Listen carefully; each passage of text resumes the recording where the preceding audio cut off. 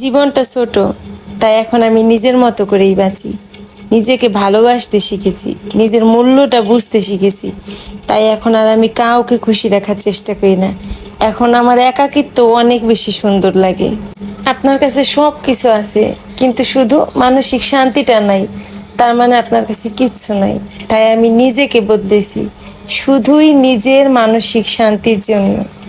অনেক তো বক বক করলাম, এখন মূল কথা বললি, কোথায় যাচ্ছি।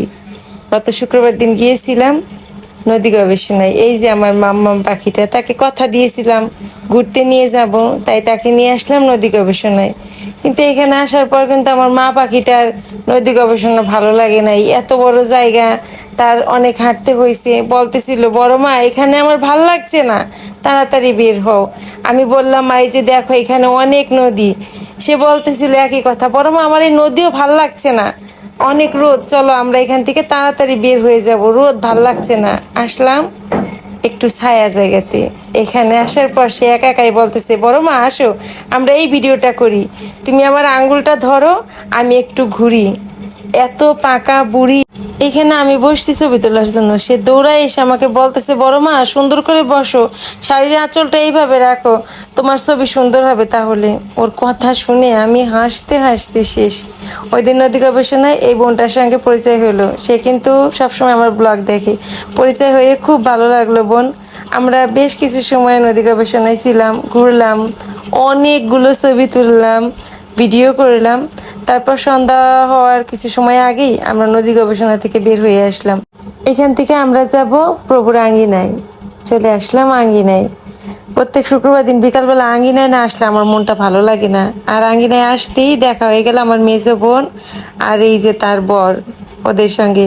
আমরা জানতাম না যে ওরা আঙ্গিনায় আসবে, আবার ওরাও জানতো না আমরা আঙ্গিনায় আসবো। আঙ্গিনায় আসার পরে দেখা হয়ে গেল। আর প্রত্যেক শুক্রবার দিন তো আমাদের আঙ্গিনায় কীর্তন মেলার কীর্তন হয়, তখন কীর্তন চলতেছিল। আমি শুক্রবার দিন বিকালবেলা আসি, নাট মন্দিরের ভিতরে বসে কীর্তন শুনি, আরতি দেখি, তারপরে বাসায় যাই। ওই দিন তার কীর্তন শোনা হয় নাই, আসছি দেরি করে কীর্তন, তখন প্রায় শেষের দিকে। নাট মন্দিরের ভিতরে আর বসলাম না, আমরা তিন বোনে মিলে গিয়েছিলাম প্রসাদ আনতে, এখান থেকে প্রসাদ নিলাম। তারপরে এই যে এখানে আমরা তিন বোনে কয়েকটা ছবি তুললাম, আমি একটু ভিডিও নিলাম। আর আপনাদের সাথে একটা কথা শেয়ার করি, আমি এই যে পেজে কাজ করার পর থেকে কিন্তু সত্যি মনের দিক থেকে অনেক ভালো আছি।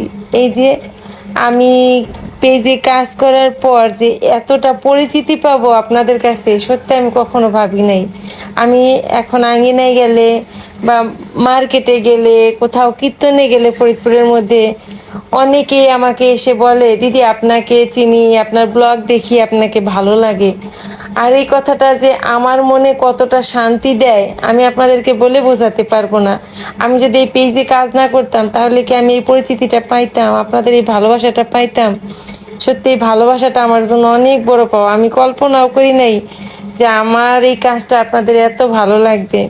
তো আমরা সবাই মাঠে বসলাম, এখানে বসে কিছু সময় গল্প গুজব করলাম, বাদাম খেলাম, আইসক্রিম খেলাম, তারপরে বাসায় আসলাম। তো আজকের মতো ব্লগটা এই পর্যন্তই। ভালো থাকবেন সবাই, দেখা হবে আপনাদের সঙ্গে পরবর্তী ব্লগে। আমার পাখিতে ঘুরতে এসে খুব খুশি।